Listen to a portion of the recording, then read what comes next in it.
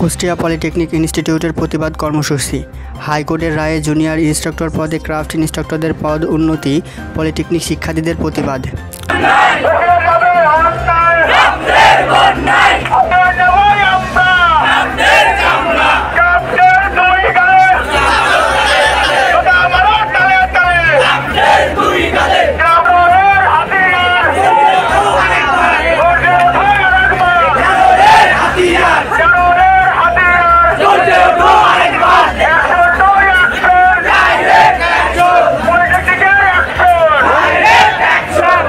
Dhaka 19 March 2025। Bangladesh হাইকোর্টের রায়ের ফলে জুনিয়র ইন্সট্রাক্টর পদের 30% পদে ক্রাফট ইন্সট্রাক্টররা পদোন্নতি পেয়ে চাকরির সুযোগ পেয়েছেন।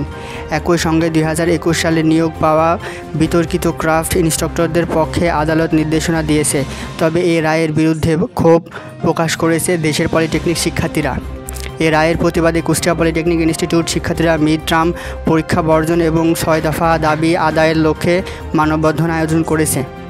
তারিখ 19 মার্চ 2025 বুধবার। সময়কাল সকাল 9 ঘটিকা। স্থান কুষ্টিয়া পলিটেকনিক ইনস্টিটিউট ক্যাম্পাস। 6 দফা কর্মসূচি। 1. ক্রাফট ইন্সট্রাক্টরদের জুনিয়র ইন্সট্রাক্টর পদে পদোন্নতির রায় বাতিল করতে হবে। 2. 2021 সালের বিতর্কিত নিয়োগ বাতিল করতে হবে।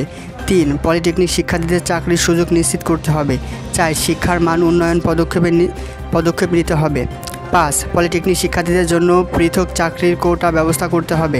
6. পলিটেকনিক শিক্ষার্থীদের স্বার্থবিরোধী সকল সিদ্ধান্ত বাতিল করতে হবে। সারা দেশে প্রতিবাদের ডাক।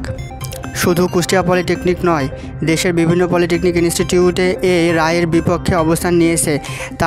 তারা দাবি করেছে এই রায় পলিটেকনিক শিক্ষার্থীদের ভবিষ্যতে অনিশ্চিত করে তুলছে।